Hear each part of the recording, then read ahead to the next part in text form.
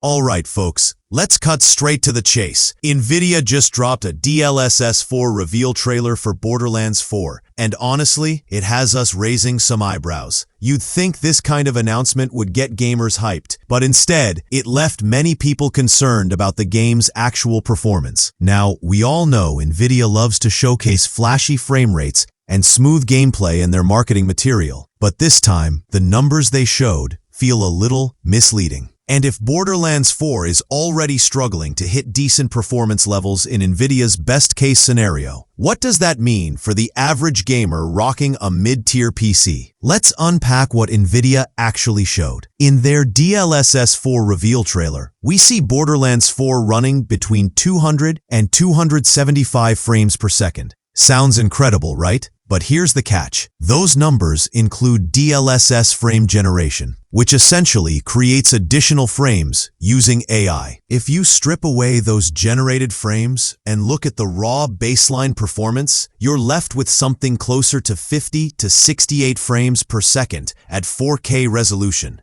And that's with DLSS Super Resolution running in performance mode, meaning the game is really being rendered at just 1080p before being upscaled. Now here's why that's concerning. Borderlands 4 is a fast-paced looter shooter, which means smooth frame rates and low latency are absolutely essential. If your baseline frame rate is hovering in the 50s or 60s on what's likely Nvidia's top-of-the-line RTX 5090 card, then that's a huge red flag for everyone playing on weaker hardware. Frame generation might make things look smoother on paper, but it doesn't reduce latency. In fact, it can sometimes add to it. For a twitchy shooter like Borderlands, that's the last thing you want. So why is Nvidia marketing it this way? Well, part of it comes down to selling their new RTX 50 series graphics cards. They want to show the maximum possible numbers so that people get excited about upgrading. And bundling Borderlands 4 with the new RTX 5070 and above GPUs is clearly part of that strategy. But savvy gamers are looking past the marketing spin and asking the real question. If Borderlands 4 is this demanding even on flagship hardware, what's the experience going to look like for everyone else? Another point that hasn't gone unnoticed is that Nvidia made no mention of ray tracing in this Borderlands 4 reveal. Normally, that would be the first thing they'd talk about, showcasing gorgeous lighting effects, reflections, and shadows. But the absence of any ray tracing discussion suggests that Borderlands 4 may not even have ray tracing at launch. If that's the case, then there's no easy toggle-off ray tracing to boost performance option available. Players may be stuck with whatever performance level the base game offers. And that leads us to the bigger picture. Borderlands 4 is being hyped as the franchise's most ambitious entry yet, promising the most open and free world in its 16-year history. That kind of scale comes at a cost, and it looks like the cost might be very demanding hardware requirements. If even high-end PCs are struggling to push stable frame rates at 4K, then lower-end and mid-range systems could be in for a rough time. That's especially troubling for a franchise that historically has attracted a massive, diverse player base. Let's talk timing. Borderlands 4 is launching on September 12, 2025, just weeks after Nvidia's new GPU lineup. This is not a coincidence. By bundling the game with RTX 5070 and Hio cards, Nvidia is betting that fans who are excited about Borderlands 4 will see this as the perfect excuse to upgrade. It's a marketing play we've seen before, but it always raises the question. Are these games being optimized for older hardware, or are they being designed specifically to sell new GPUs? We also have to consider Gearbox's track record.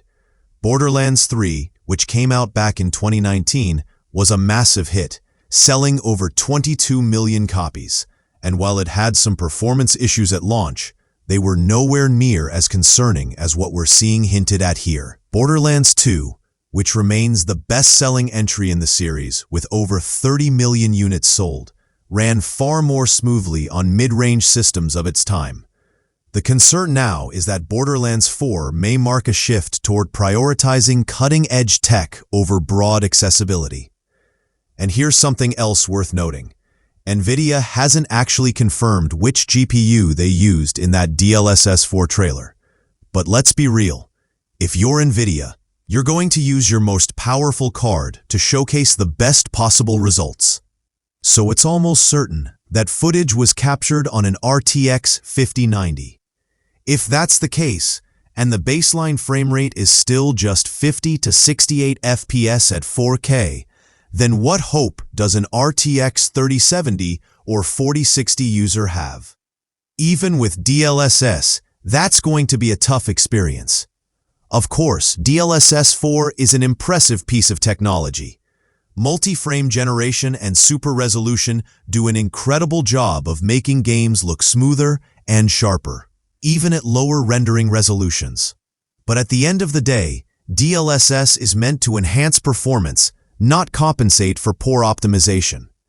If the base frame rate is already weak, DLSS can only do so much to mask the problem. And that's what has so many gamers worried right now. Let's not forget about the competitive aspect here.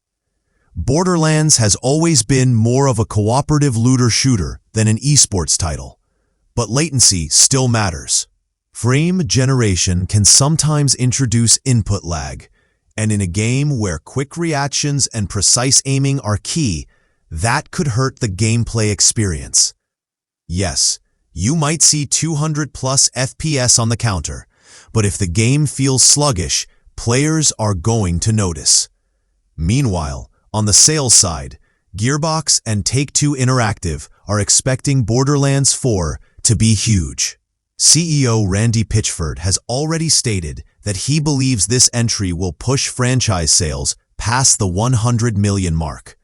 With the series sitting at around 93 million total sales earlier this year, Borderlands 4 would need to sell just 6 to 7 million copies to make that happen.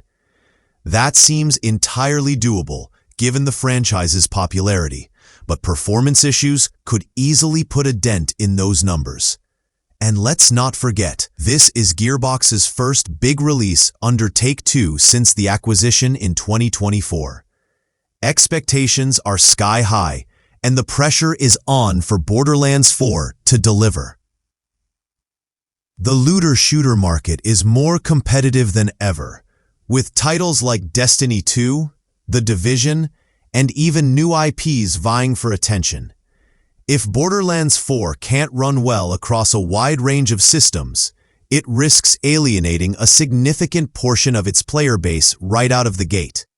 Looking ahead, the real question is whether Gearbox will be able to